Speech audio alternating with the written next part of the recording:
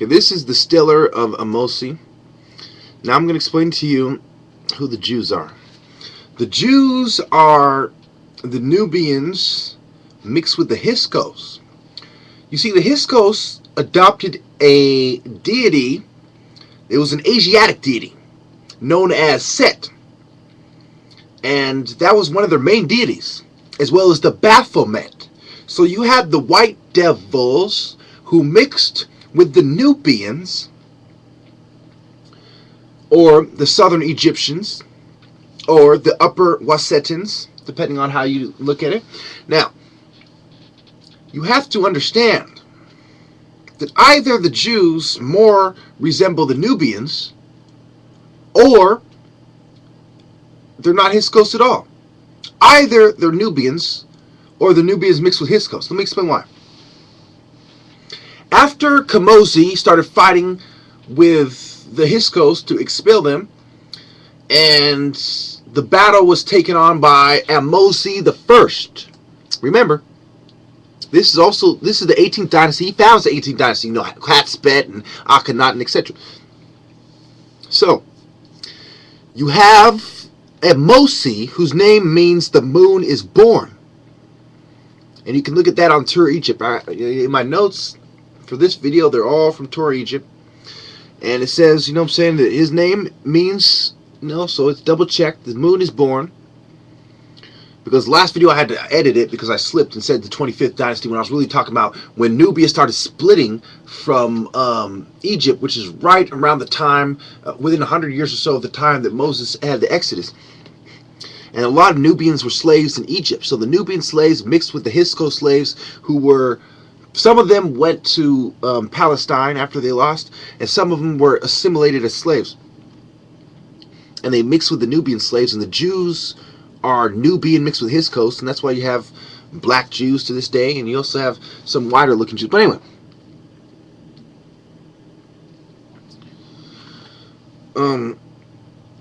also, remember I talked about how Tutmosis the first, second, third, just like you have Akhenaten, Amenhotep the first, second, third, fourth in this dynasty. And there's some important people, you know, that a lot of these people died young, like Merit Amun, Tyre, Satamun, Saper, Samen, Ahotep, etc. There's a lot of important people.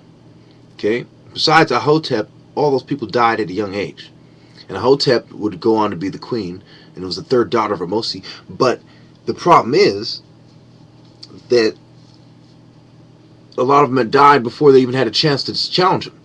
And that's why, you know, Cleopatra, and you have you know, you have the whole deal with and you the deal with the princess and the Hittite princess and that whole mess, and you know, there's a lot of conspiracy going on around this time period, all the way up to Cleopatra, is where people are worried about who's going to succeed them, and they start plotting with other people, and it becomes a globalist plot of secret societies to usurp the power of Egypt and to pass it on to the scum, which is what ends up happening.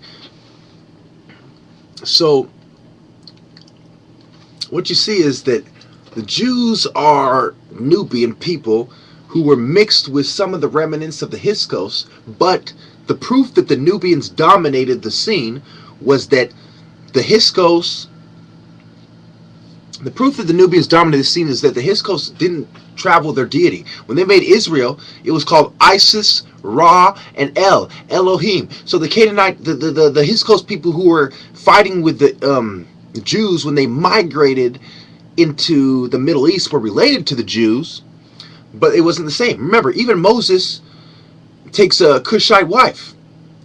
And I talk about that in a lot of my videos about how they punished Miriam and Aaron, etc. So, and how the staff comes into play, and how the magicians have their own magic, and they're able to turn the staff into snake, their staffs into snake as well, and they're able to mimic some of the miracles as well.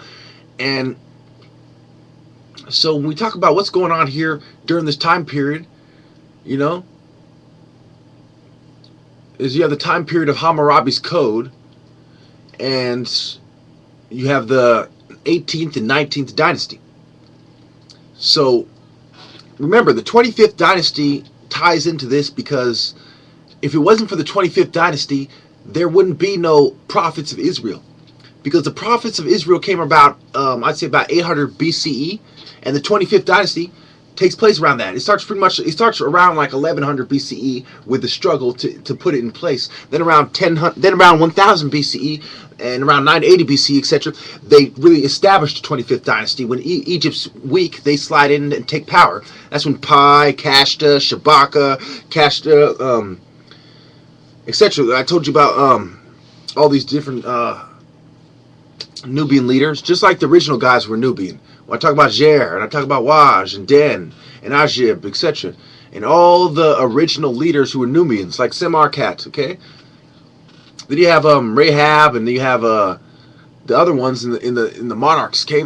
So remember, during the Ubaid dynasty in Sumeria, you have the Naqada periods of Egypt, and it's the second Naqada period, which you have the hieroglyphics starting to form in around 3200 BCE, around then.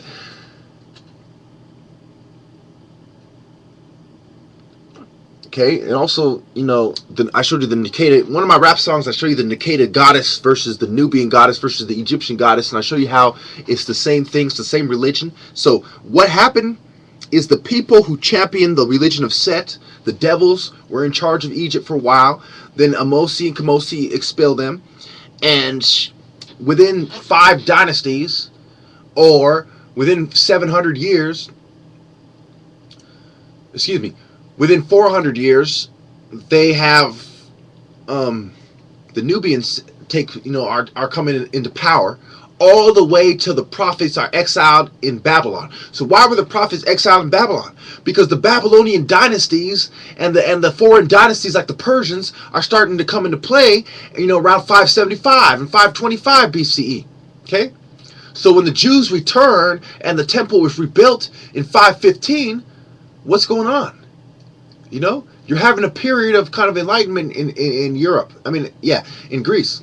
You have the Greek occupation in 325 and Aristotle's in 350. So understand that it's the Greek schools of thought that are being mixed in with the Jewish ideology that came from Egyptian schools of thought, which came from the Nubian schools of thought. So the source of all these religions is Nubian. The source of the bloodline of the slaves who were the Jews for 400 years, from 1580 BCE to 1200 BCE around, or 1180 BCE around, when Moses had the Exodus. So around 400 years, just like the Bible said, evolved from dust. The only difference is you have to include Africa into the empire of Babylon. You have to call Africa the Garden of Eden. You have to call Nambia and Northeast Africa, Ethiopia, Kenya. You have to call that the Garden of Eden.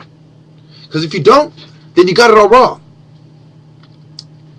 And when you talk about the axe, even the symbol of a fascist symbol, what is a fasci? A fasci is an axe with a bunch of sticks bundled together so you have a stronger handle. And who had the axe? The Egyptians. Moses' battle axe. Who had the staff? The Egyptians. What's the relevance between Moses using the staff and turning into a snake? Is that they used the staff to conquer the snake in the temple of Apopis or Apep. So you understand that it starts with the Nubians. It doesn't just start in Egypt. It starts with the sub-Saharan African people who lived in the southern, Sudan, Somalia, Ethiopia, the white and the blue Nile. We're talking about Uganda, Ethiopia, Central African Republic, Cameroon. It starts with those guys. The knowledge migrates up through the Nile.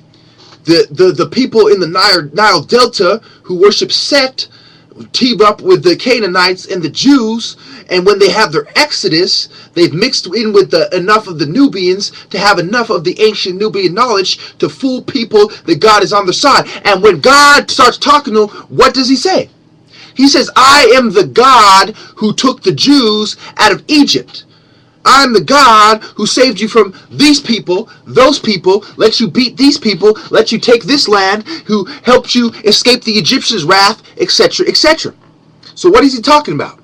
He's talking about the Pharaoh who embodies one God is arguing with another temple, with the servant of a high priest of another temple within Egypt, and it comes to a head when their magicians, when their servants, when their temple the temple keepers start arguing amongst each other over whose magic is best, who has embodied the Spirit of God the best.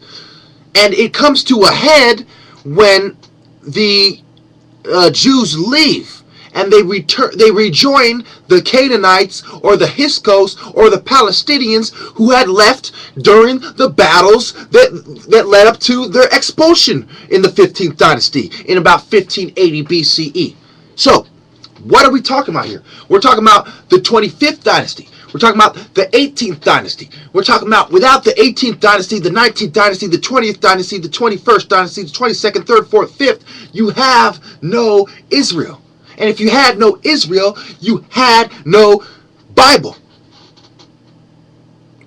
Okay? Now, look at the time of Joseph and Jacob. Where was Joseph thrown into? A well. Where did he go to? The Nile, the source of the water. He was put in a well. It was like a well in the middle of the desert. It doesn't compare to the Nile. He didn't know much. He was just a boy. He didn't know God. He goes to Egypt, the source of the water of life, the source of truth. He becomes a fucking prophet. He has dreams. He deciphers the dreams for Pharaoh. He doesn't give a shit about his coat anymore because now he's a prophet of God. And why was he a prophet of God? Because he went to Egypt. Now, when you look at the story of Jesus, it's the same thing. Why was he a prophet of God? Because of the epiphany, because of the revelation he had in Egypt. Why was Moses a prophet of God?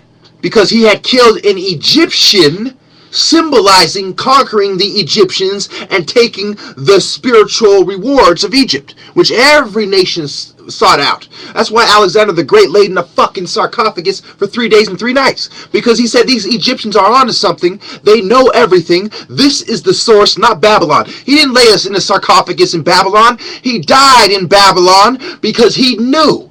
Because he knew that a bunch of nomadic, illiterate scumbags who were wandering around during the Uruk period of the Middle East in Sumer and Babylon didn't know a fucking thing. That the Talyf culture and the Ubaid culture didn't know a fucking thing. That what inspired Babylon to become an empire.